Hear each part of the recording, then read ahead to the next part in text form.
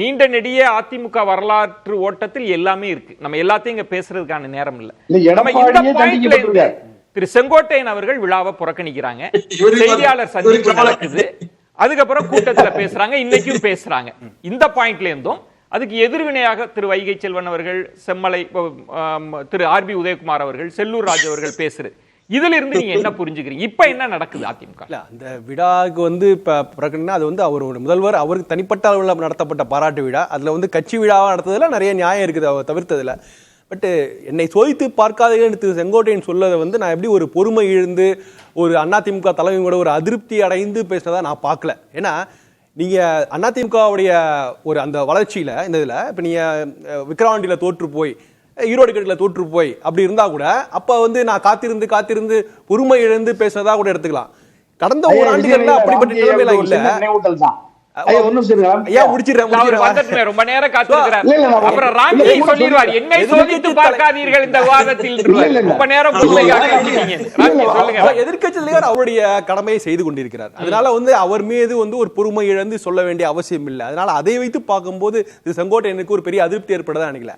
அவர் என்ன சொல்ல வர்றாரு நினைக்கிறேன், என்னை வைத்து எந்த பரிச்சாத்திர முயற்சியிலும் இறங்க வரோம் அப்படின்னு தான் பாக்குறேன். ஏதோ அதாவது சொல்லுங்க, அந்த வார்த்தையை திரும்ப சொல்லுங்க. என்னை வைத்து யாரும் எந்த பரிச்சார்த்த முயற்சி இறங்க வேண்டாம். நான் தலைமைக்கு கட்டுப்பட்ட தீவிரமான விசுவாசி. ஏன்னா அவருடைய அந்த இடத்தில் அவர் கோடிட்டு காண்பித்த ரெஃபரன்ஸ் எல்லாமே ஜெயலலிதா அவர்களையும் எம்ஜிஆர் அவர்களையும் தான் சொன்னார். நான் இந்த அளவுக்கு கட்டுப்பட்டு இருந்தேன். இந்த கான்டெக்ட்ல ஒரு இபிஎஸ் அவர்களை சொல்ல வராரா? இல்ல அப்படி சொல்ல வருகிறார்னா துரைக்கருணா அவர்கள் சுட்டிக்காட்டிய ஒரு இடம் இருக்குல்ல, நான் எல்லாரையும் நன்கு அறிந்தவன் அப்படிலாம் பேச மாட்டாங்கல்ல, ஏன் இப்ப பேசுற? அவர் என்ன சொல்ற, எல்லாரும் நன்கு அறிந்தவன். அந்த அவர்கள் இருந்த காலத்திலேயே நீக்கு போக்கெல்லாம் அறிந்து ஏற்கனவே நெருக்கடிகளாக வந்த போதும் நான் கட்சி தலைமை கட்டுப்பட்டு விசுவாசியாக இருந்தேன். இன்னைக்கு அதனால இந்த பிரச்சனையை பெரிதாக்கி நான் ஏதோ கட்சி தலைமைக்கு எதிராக இருப்பதாக நீங்கள் அர்த்தம் கற்றுக்கொள்ள வேண்டாம். யாரும் என்னை வைத்து நீங்கள் எதுவும் அரசியல் விளையாட்டு வர வேண்டாம் அப்படிங்கிற சொல்லுவதாக தான் நான் புரிந்து கொள்கிறேன். என்னை வைத்து தனியரசு அவர்களோ துரைக்கருணா அவர்களோ யாருமே எடுத்துக்கொள்ள வேண்டாம். அதற்கு உடனடியாக இன்னைக்கு ஓபிஎஸ் ரொம்ப தெளிவாகவே விளக்கமாக ஒரு நினைவூட்டல் தான். ஐயா நான் ஒண்ணு சொல்லல. அதாவது நேற்று ஒரு பொதுக்கூட்டம் நடக்குது. அந்த பொதுக்கூட்டத்துக்கு இவர்கள் தலைமை பேச்சாளர் அண்ணன் கே செங்கோட்டையன் ஒரு வார்த்தையாவது அந்த கட்சியினுடைய பொதுச் செயலாளர் எடப்பாடி பெயரை குறிப்பிட்டிருக்காரு மட்டும் எதிர்கட்சி தலைவருங்கிற பேரை சொல்லியிருக்கார். எதிர்கட்சி தலைவர் பேர் சொல்லியிருக்கார். இயல்பு அவர்கள் சுட்டிக்காட்டியது எல்லாமே தேர்ந்த அரசியல் களத்துல பார்வையாளர்களா இருக்கிறவங்க தான், பாக்குறவங்க தான். பேரை சொல்லாமல் போறது இருக்குல்ல, ஒரு இடத்துல பொதுச் செயலாளர் எதிர்க்கட்சி தலைவர் விழிக்கிறது இருக்குல்ல, அது இல்லன்னா எப்படி பேசுவாங்கன்றது நமக்கு பார்த்திருக்கிறோம்ல.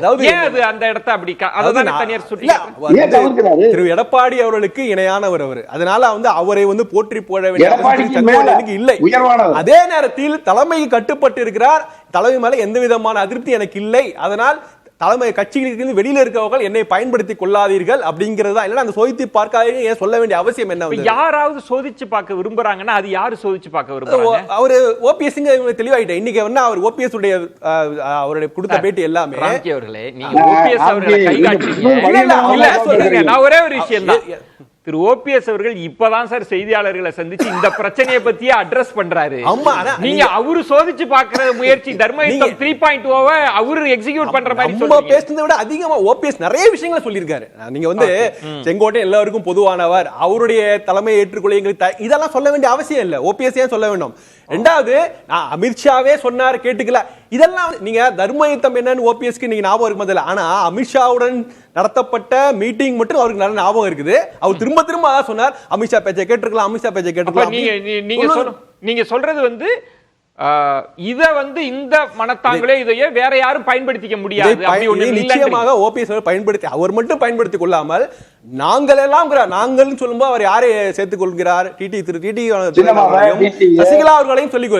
ஆனா திரு செங்கோட்டையன் அவர்கள் நேற்று பேசியதுல நீங்க கவனிச்சீங்கன்னா, ஒன்றுபட்டு இருக்க வேண்டும்னு மட்டும்தான் நான் ஆசைப்படுறேன், எனக்கு பதவி ஆசையெல்லாம் இல்லைன்னு பேசுறாருல்ல, அது என்ன கான்டெக்ட்ல? ஒன்றுபட்டு இருக்க வேண்டுங்கிறத நான் திரு எடப்பாடி அவர்களுக்கு அந்த எண்ணம் இருப்பதா நான் பாக்குறேன்.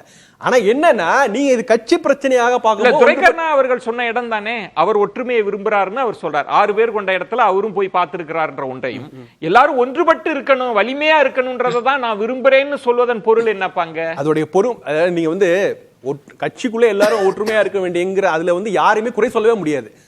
ஆனா அது பின்புலம் என்ன, அங்க ஒரு பாஜக நிழல் வருது இல்ல. இப்ப நீங்க இப்ப இன்னைக்கு ஓபிஎஸ் கொடுக்கப்பட்ட விளக்கத்துல என்ன தொடர்ந்து அவர் சொல்லி முன்வைக்கிறது வந்து அதிமுக என்டிஏ ஏற்கனவே எடப்பாடியே பாஜக நிழல்ல தான் இருக்காரு.